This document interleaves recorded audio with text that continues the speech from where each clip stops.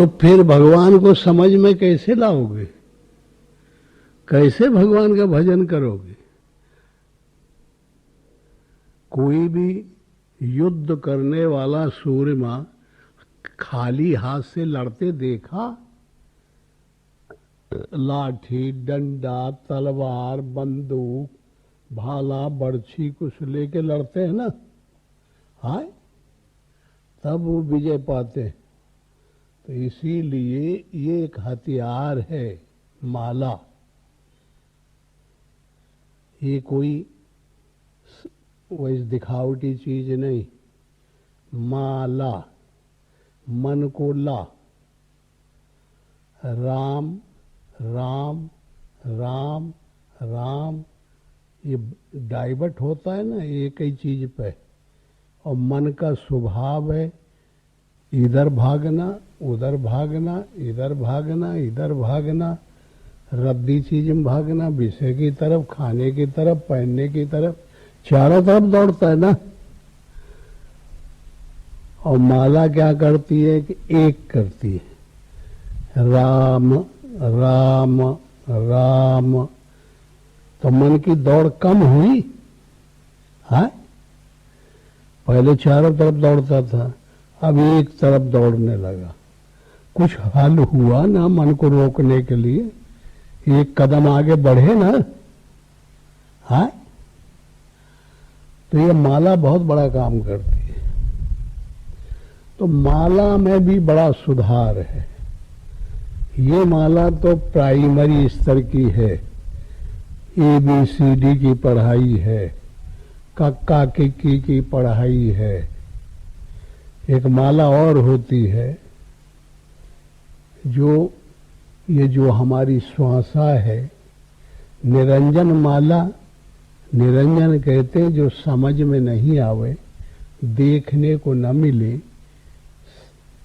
और वो लगी रहे कंटिन्यू, लगातार। तो ऐसी माला हमारे पास कौन है? एक तो गुड़िया की माला है, ऐसे ऐसे फेरते जाएं तो वो लगातार हो सकती है, बंद न हो। और जब तक लगातार कंटिन्यू लगातार नहीं फेरते तब तक ये मन से हार मानना पड़ेगा। मन को जीता नहीं जा सकता। मन तो ऑल राउंड है, वो सोते, खाते, पीते, चलते, बोलते, कुछ भी करते हुए कभी चैन नहीं लेता। इतना पाजी है, इतना चाबुकी दौड़ने वाला है, और उसको रोकना है। प्रश्न यह है,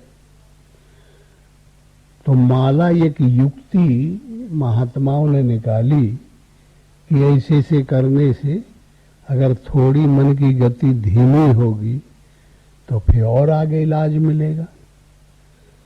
तो महात्माओं ने बड़ी भारी और गंभीर विचार कर लिया कि भाई ये बनावटी माला तो कभी बंद हो जाएगी, सोएंगे तो बंद हो जाएगी, खाना खाएंगे तो बंद हो जाएगी। तो ऐसी कोई माला है अपने पास जो लगातार जपते रहे? तो वो माला है हमारे तुम्हारे सबके पास। वो कौन है? ये श्वासा ऊपर जाती है, नीचे जाती है, ये कभी बंद होती है? हम खाते हैं, पीते हैं, सोते हैं, जागते हैं, लड़ाई करते हैं, झगड़ा करते हैं, सब कुछ काम करते हैं, लेकिन श्वासा कभी बंद होती है? हाय, कंटिन्यू ऊपर नीचे जा रही है। तो ये सबसे अच्छा माला मिल गया, इसलिए उन्होंने इसका नाम रख दिया निरंजन माला, जिसमें कोई अंजन न लगे खींचने के लिए। और ऐसा निरंजन है कि ना अंजन लगता है, न तेल लगता है, न पानी लगता है, कंटिन्यू अपने से चल रहा है। राम राम राम। तो ये बड़ी सुविधा मिल गई।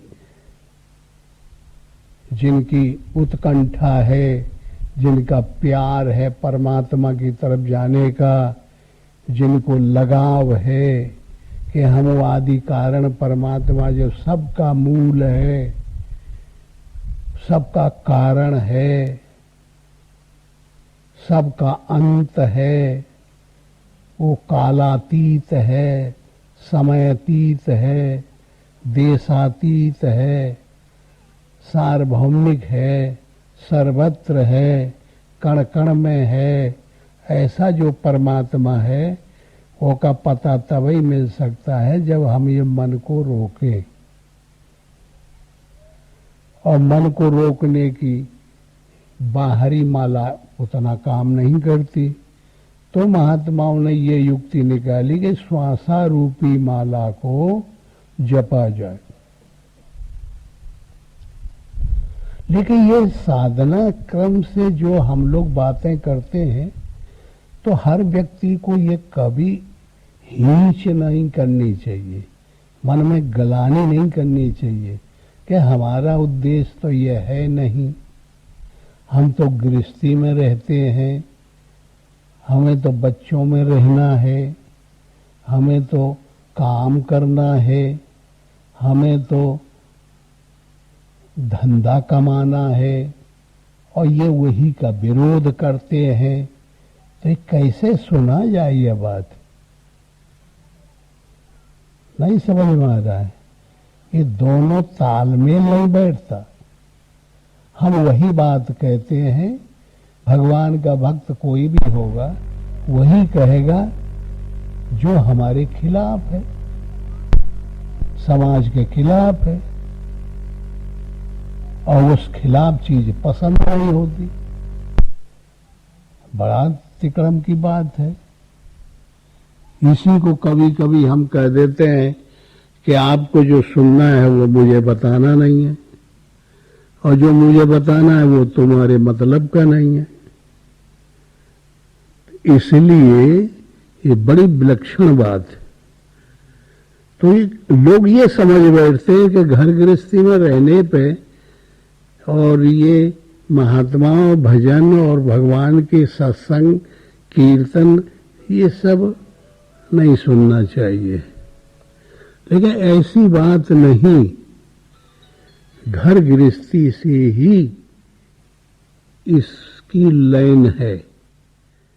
हम जब घर में रहेंगे, गृहस्थी में रहेंगे, सब काम करेंगे, तब उसमें जो मन उआ जाता है कभी कभी, भय वर्ण संकर कल भिन्न श्वेत सब लोग, करई पाप पावई दुख, करई पाप पावई दुख, भय रुज शोक वियोग। भय रुज शोक और वियोग, ये चार चीज पैदा होती है आजकल। हर आदमी के अंतःकरण में वियोग आता है। आप कितना भी घर में रहिए, समाज के बीच में रहिए, कभी कभी आपको बीमारी घेर लेगी। भय, कभी भय आएगा, कभी रुज बीमारी आएगी, कभी शोक होगा, कोई न कोई बात का शोक हो जाए, कभी वियोग हो जाता है कि अरे ये संसार व्यर्थ है, मर गए ससुर इसके पीछे, कुछ भी हाथ नहीं लगा, इसका त्याग करना चाहिए, इसके विषय में सोचना चाहिए। तो ये धर्म स्वाभाविक हर आदमी के अंतःकरण में आते रहते हैं। फिर ये हमारा कोई आदमी हो, सबका मूल कारण है परमात्मा। सबको शांति की जरूरत है।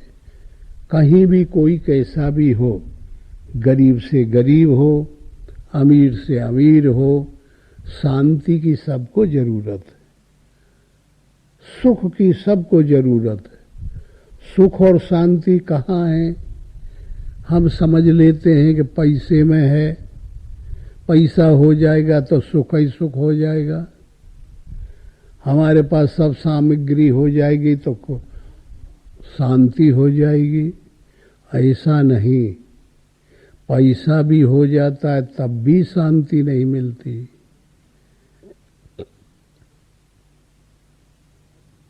सब धन इकट्ठा हो जाता तब भी सुख नहीं मिलता।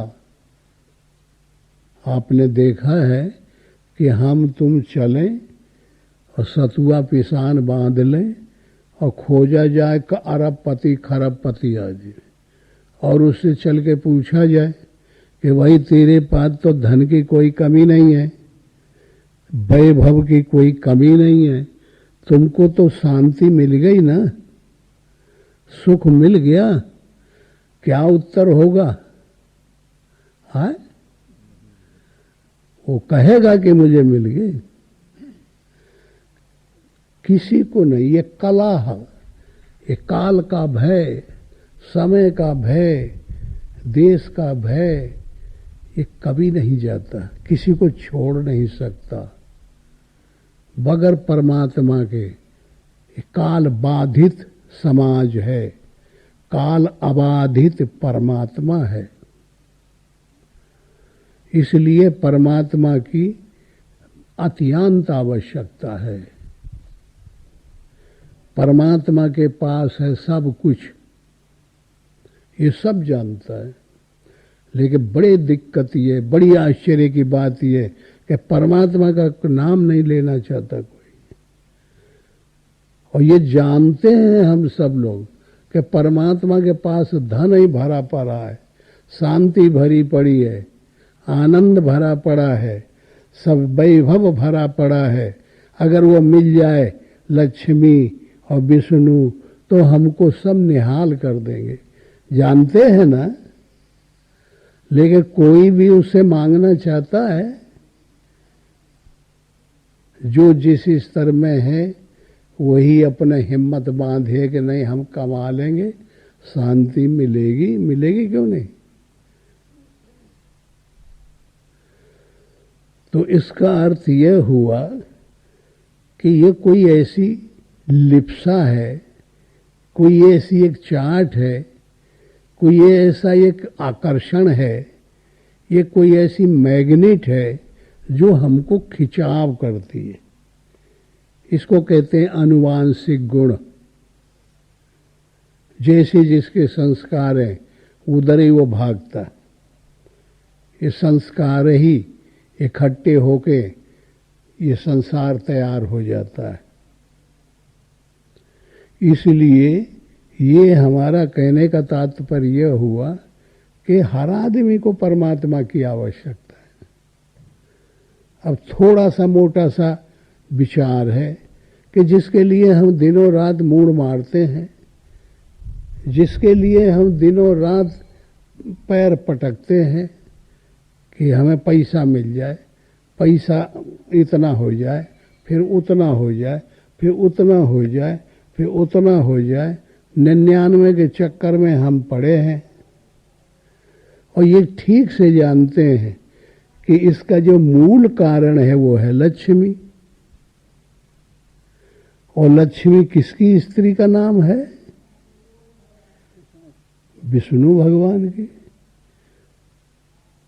और अगर विष्णु को हम खुश कर लें तो लक्ष्मी खुश होके बगैर न रह जाएगी। अब देखिए, हम लोग एक कैसेट देखते थे कि प्रहलाद भगवान के नाम में ले रहा है, हिरण्याकुश उसे पहाड़ से गिरवा रहा है, समुद्र में फेंकवा रहा है, सर्पों से डसवा रहा है। तो एक दूसरी तरफ विष्णु और लक्ष्मी बैठे हैं, वो चिल्लाते हैं। लक्ष्मी कहती है मेरे लड़के को देखो ये मार डालेगा। विष्णु भगवान, हे कमल ले चल लोचन, आप कृपा करिए, ये मेरे पुत्र को मार डालेगा ये राक्षस। लक्ष्मी चिल्ला रही है।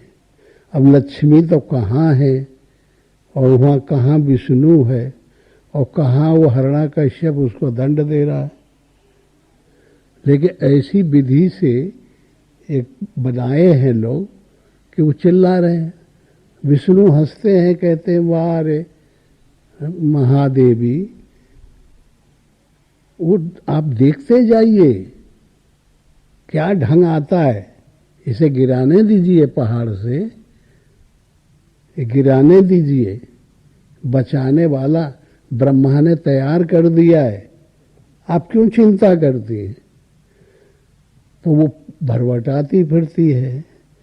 तो फिर देखिए ऊपर से गिराते हैं और नीचे से कोई पकड़ लेता है। प्रहलाद का कुछ बिगड़ा? समुद्र में गिराए तो वहां भी कुछ नहीं हुआ। फिर जब कोई दाव नहीं चला तो हिरण्यकश्यप की बहन का नाम था होलिका। क्या कहते थे उसे? होलिका। दूसरा कोई नाम था लेकिन होलिका पड़ गया फिर। तो उसने कहा कि भैया तू क्यों चिंता करता है, तेरे को कैसे मार पाएगा, तेरा दुश्मन है विष्णु, हर हालत में उसका नाश होगा, मैं मदद करूंगी, मुझे आशीर्वाद है। होल आगी में मैं बैठ जाऊंगी, प्रहलाद को देखो प्रहलाद जल जाएगा, मैं बच जाऊंगी, मुझे आशीर्वाद है, आगी में जला नहीं सकते। अब सब आप लोग जानते हैं प्रहलाद को गोद में लेके बैठी थी ना, और फिर को जल गया, होलिका जल गई और प्रहलाद निकल आया। तो बताइए करना धरना यहां थोड़ा ही हो रहा है। अब वह कठपुतली का नाच आपने देखा होगा कि ऐसे सामने नाचती रहती है, ऊपर पतले से धागा बने रहते उंगलियों में, वहां एक कारीगर बैठा रहता है, तो उंगली ऐसे करता रहता है तो वो नाचती रहती है। तो कठपुतली का जो ध्यान रूपी धागा है वो परमात्मा के हाथ में लगा हुआ है। काम तो वहां से हो रहा है, यहां थोड़ा ही हो रहा है।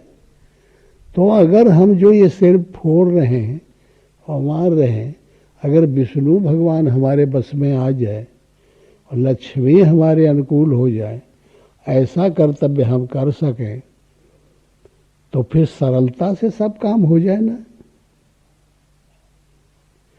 फिर प्रहलाद को कोई दिक्कत हुई, ध्रुव को कोई दिक्कत हुई, किसी ऋषि मुनियों को दिक्कतें हुई, तमाम दिक्कतें आई, लेकिन उन्होंने दिक्कत को दिक्कत नहीं माना, उन्होंने अपना एग्जाम माना, परीक्षा मानी। भगवान आप परीक्षा लीजिए, हम देने को तैयार हैं। कष्ट को उन्होंने तप माना। भूख मरने लगे तो जल पर रह गए, जल का त्याग कर दिया, हवा पर रह गए, लेकिन इसको कष्ट नहीं माना, उन्होंने तप माना, उन्होंने त्याग माना।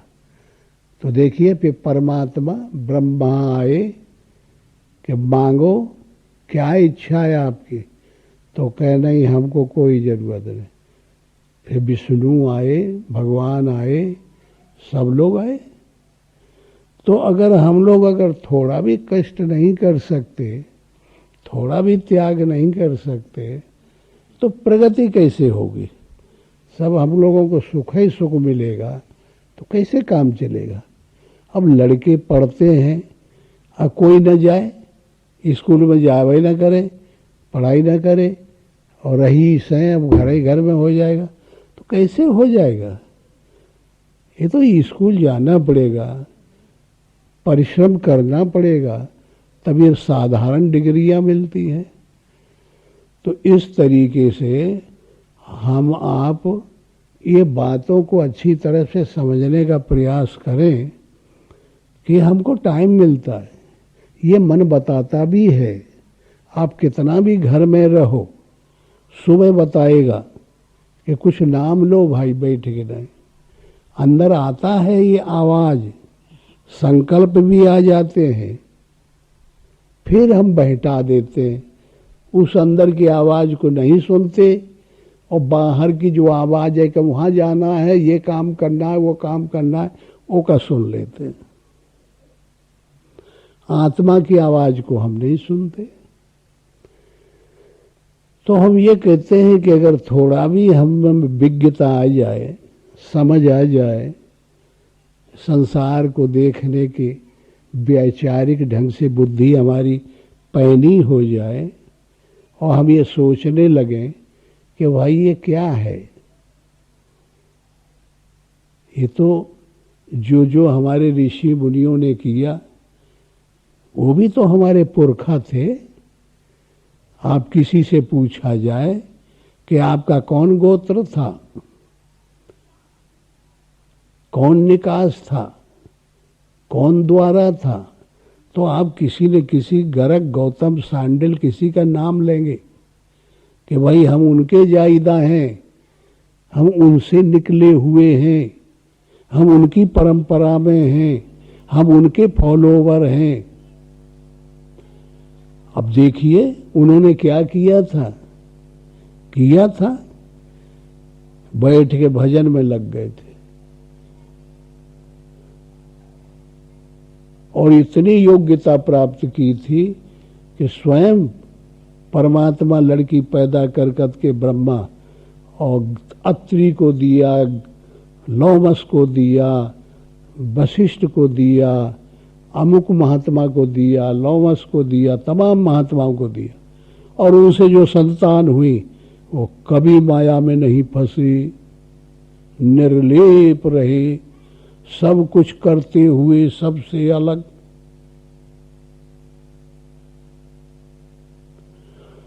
सब में सब कुछ किया, संतान पैदा किया, लेकिन कोई बंधन का कार्य नहीं। जो परमात्मा के गुण धर्म है वो उनके पास आ गए। भृगु भगवान को देखिए, नाराज होकर भृगु ने लात मारी थी विष्णु को,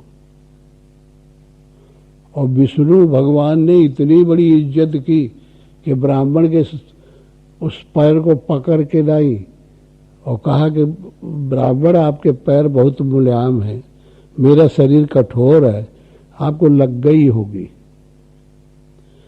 फिर इतना प्रिय उनको मानते हैं भगवान कि उनके चिन्ह को आज भी वो रखे हुए हैं।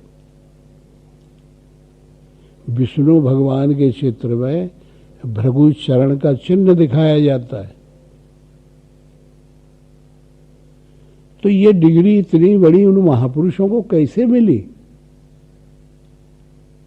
कि परमात्मा ने भी अपने से श्रेष्ठ उनको माना। राम से अधिक राम कर दासा, सातम मोए मैं जग देखा, मोह से अधिक संत कर लेखा। भगवान कहते हैं वो मेरे से भी अधिक है।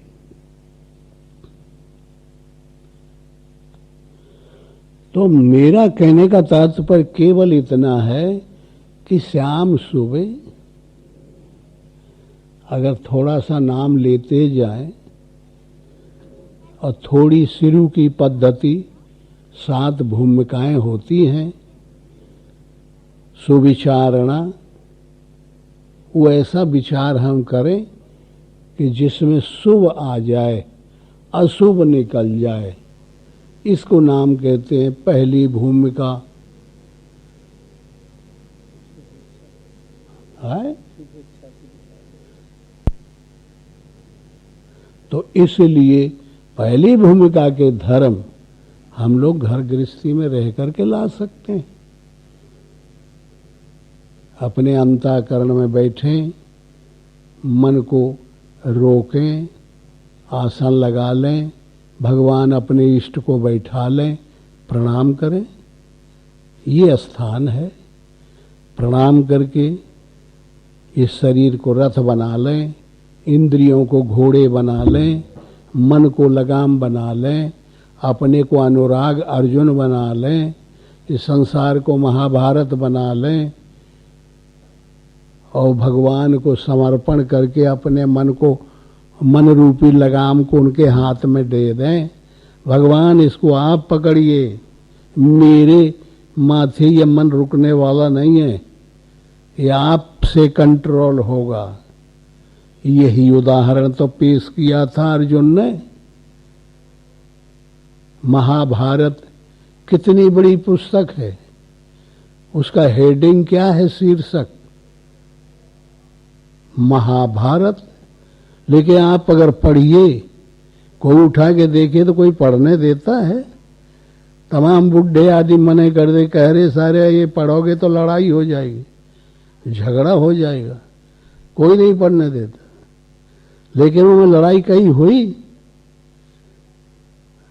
अगर लड़ाई होती तो मैं लिखा होता, उसमें तो लिखा है महाभारत। अब इसकी परिभाषा करिए।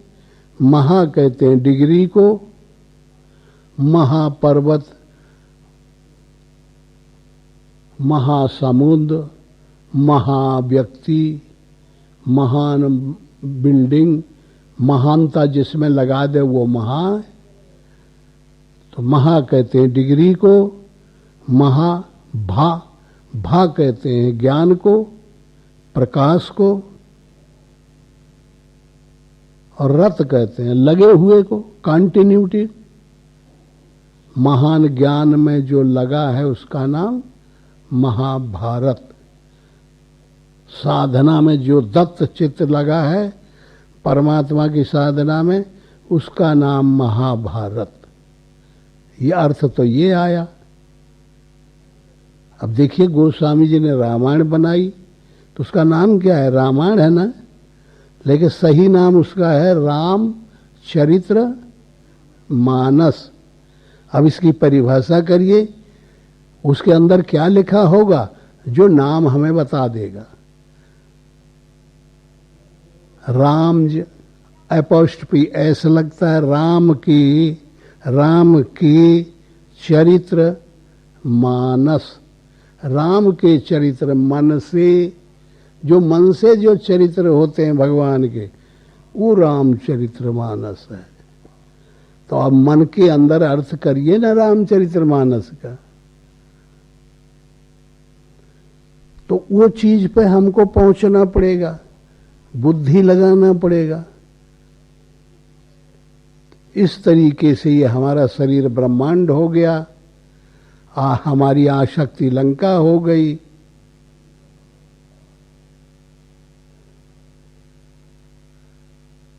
मोह रावण हो गया, क्रोध कुंभकर्ण हो गया, संसार महाभारत हो गया, संसार जो है समुद्र हो गया, विषय पानी हो गया, ये शरीर किला हो गया, काया किला हो गया।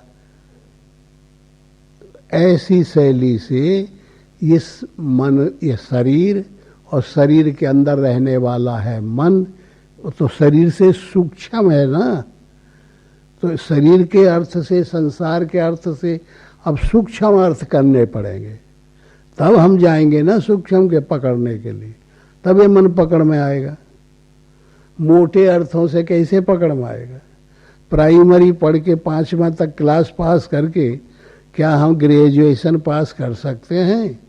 क्या कोई हम अपॉइंटमेंट करेगा किसी विभाग में? क्या कोई सर्विस मिलेगी? इसलिए कोई भी काम होता है कायदा कानून से होता है। तो इस तरीके से इस संसार में जितने हम सब लोग हैं, अगर परमात्मा के यहाँ रोज डेली भगवान का नाम लेने लगे, समझे, तो कितना बड़ा फायदा हो सकता है, कितनी हमारी प्रगति हो सकती है। लेकिन देखते हैं ना कि जहाँ ये वार्तालाप भी शुरू होती है, तहाँ उठ उठ के लोग चल देते हैं,